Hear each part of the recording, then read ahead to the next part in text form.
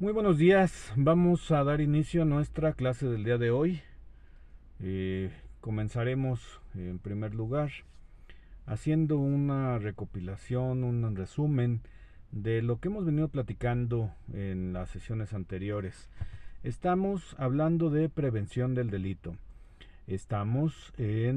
Recordemos, platicando respecto de estos tópicos en relación a las cuestiones de aplicación de la criminología ya en la vida práctica. La prevención del delito, decíamos en sesiones anteriores, corresponde a una actividad que es obligación del Estado y en la que participa la sociedad, en la que participan las personas para el objeto, con el propósito de reducir los índices de criminalidad, reducir la comisión de delitos.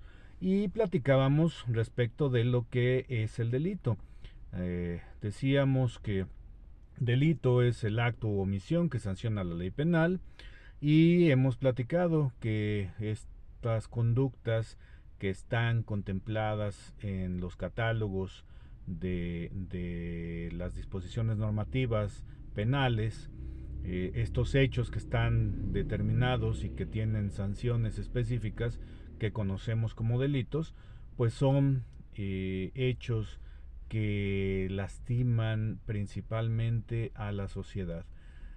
Obviamente dentro de la comisión de delitos pues tenemos al sujeto activo, que es quien comete el hecho delictivo, el sujeto pasivo, que es el que resiente los efectos de la comisión del delito, y a este sujeto pasivo pues lo identificamos como la víctima u ofendido del delito.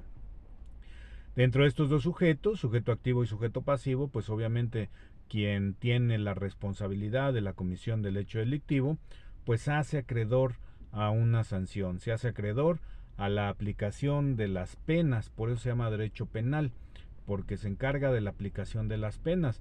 Pero veíamos que esto es una vez que se comete el delito.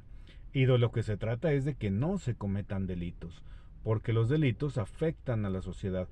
Y en la sesión de la semana pasada estuvimos comentando respecto del por qué lastima a la sociedad o cómo es que se lastima a la sociedad a través de la comisión de hechos delictivos.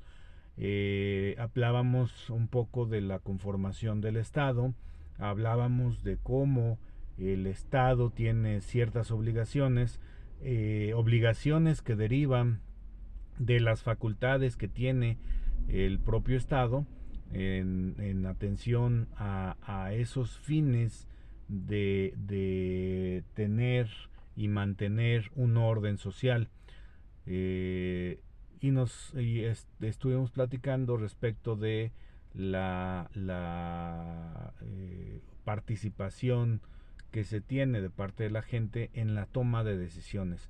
Todo esto encaminado a poder entender cómo funciona esa maquinaria administrativa, esa maquinaria burocrática, esa maquinaria del Estado, esa forma de cómo somos gobernados a partir de la aplicación de políticas públicas, y esas políticas públicas en general, en todos los rubros y en todas las materias, van a hacer que los derechos a los que se tienen, que están reconocidos en las leyes, que están reconocidos en la Constitución, puedan ser efectivamente tutelados, puedan ser efectivamente garantizados para todos los ciudadanos que viven dentro de un territorio específico. Hablamos de ciudadanos, hablamos de territorio, hablamos de gobierno, porque estuvimos comentando de la conformación del Estado. El Estado se conforma de una población, un territorio que es donde vive la población, y el gobierno, que es el que está tomando las decisiones. Y bajábamos esa explicación de la conformación del Estado hacia nuestra realidad. Nuestra realidad es que vivimos en un país, en este caso México. En ese país pues estamos conformados a través o a partir de una federación de estados, que son 32 estados, que están unidos en una federación y que están compartiendo un mismo gobierno federal. Esa federación tiene un gobierno que es el gobierno federal. Este gobierno federal está dividido en tres poderes: el poder ejecutivo, el poder legislativo y el poder judicial. No se concentra todo el poder en una sola persona o una sola institución, sino que tenemos tres poderes que tienen específicamente sus facultades, que tienen específicamente sus funciones, sus atribuciones, y es a partir de estas funciones y atribuciones que van desarrollando las actividades que les encomienda la ley, que les encomienda la propia Constitución y que derivan precisamente de los cargos públicos que están detentando.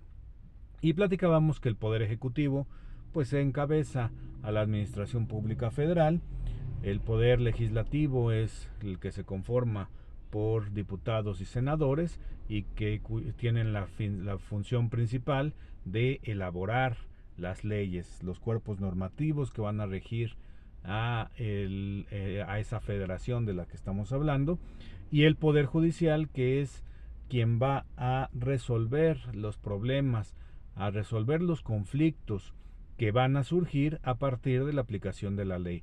Estos tres poderes tienen o deben tener una conjunción en actividades, porque en ejercicio de las funciones de los tres es que se puede lograr ese equilibrio social que se busca. Regresamos nuevamente a esa parte del equilibrio social y retomamos un poco lo que platicábamos en la sesión anterior de lo que nos habla el contrato social. ¿Qué es esto del contrato social? Del que nos hablaba Juan Jacobo Rousseau. Es el pacto que realizan las personas, que realiza la sociedad, que realizan los integrantes de una comunidad para vivir en armonía, para tener esos equilibrios, para poder desarrollarse y tener una vida en común, armoniosa y respetuosa. La sociedad está necesitada y está interesada en que existan estos equilibrios, que exista esa paz, que exista esa armonía y que puedan todos los integrantes de la sociedad coexistir y cohabitar en ese mismo territorio de manera armoniosa, en ejercicio de sus derechos y en cumplimiento de sus obligaciones. Todos tenemos derechos, todos tenemos obligaciones. La ley se encarga de tutelar nuestros derechos, la ley la hace el Poder Legislativo, el Poder Judicial se encarga de resolver los problemas que surgen por el ejercicio de estos derechos, y el Poder Ejecutivo ejecuta las leyes, hace que se cumplan las leyes o debe hacer que se cumplan las leyes para que se tenga ese equilibrio social. Por lo tanto, el contrato social es ese acuerdo que realizan las personas, que realizan los integrantes de una comunidad para poder vivir en armonía, para poder vivir en sociedad.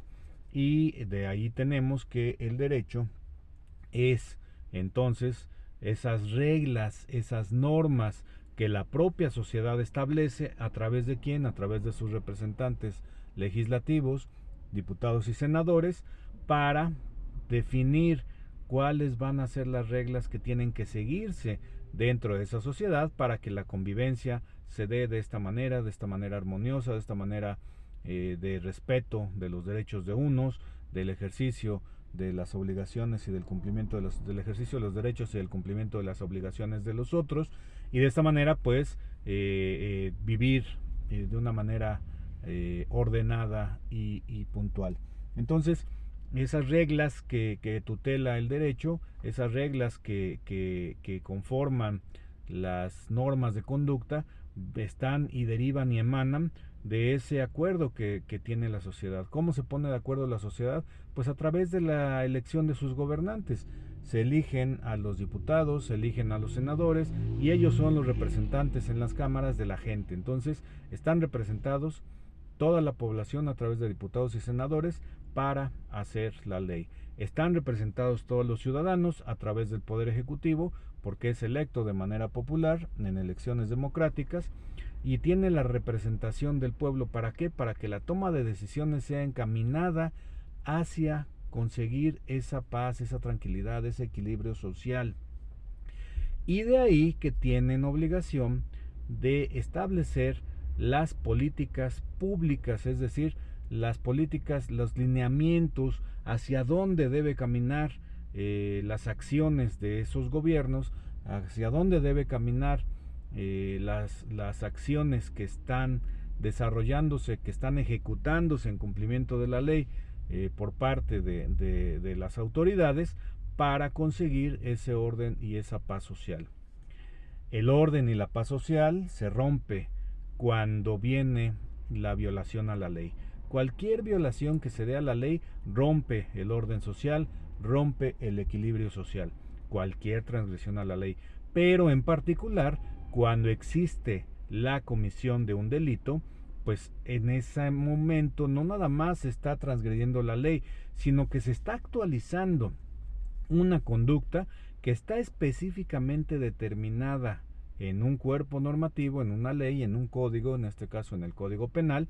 Se está realizando una conducta que está descrita en ese catálogo de hechos y de conductas, y esa actualización, esa realización de esa conducta previamente está determinada en esa ley como sancionable, es decir, que quien cometa o quien realice esa acción pues va a tener una sanción, va a tener una consecuencia. ¿Por qué?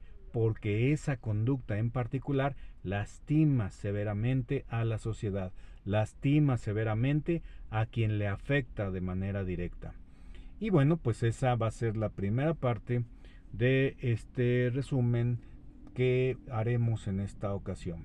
Vamos a dividir nuestros videos en varias porciones por cuestiones de la memoria y de las transmisiones, y vamos a tener en esta ocasión varios capítulos breves. Lo vamos a revisar, lo vamos a ver, lo comentaremos y continuaremos con el siguiente. En este momento vamos a dar por terminado esta primera parte, este primer pequeño video de la sesión del día de hoy, y continuamos más adelante con el siguiente.